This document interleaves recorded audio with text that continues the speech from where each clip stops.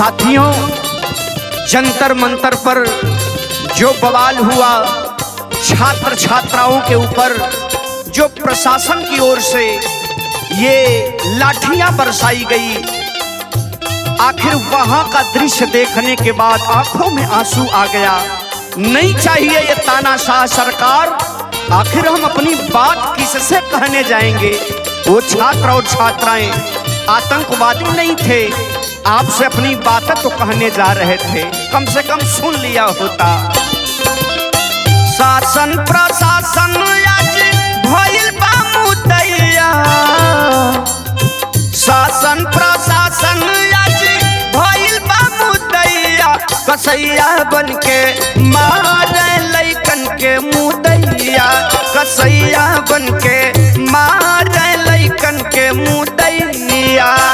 Paper लीक वाला नहीं होता सुनवैया, पेपर लीक वाला नहीं होता सुनवैया, कसैया बनके, कसैया बनके मारे लइकन के मुदैया, कसैया बनके मारे लइकन के मुदैया।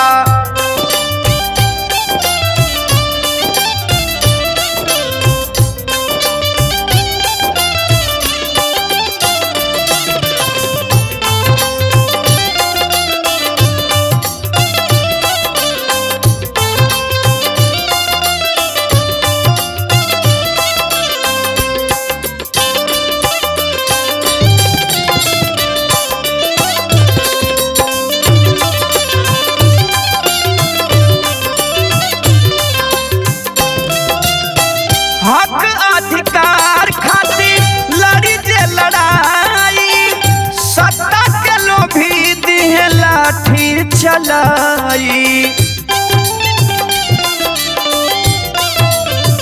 हक अधिकार खातिर लड़ी जे लड़ाई, सत्ता के लोभी दिहे लाठी चलाई। खतरे में बाटी आज देखा भारत मैया, खतरे में बाटी देखा आज भारत मैया, कसैया बनके, कसैया बनके मार लइकन के मुदैया, कसैया बनके मार लइकन के मुदैया।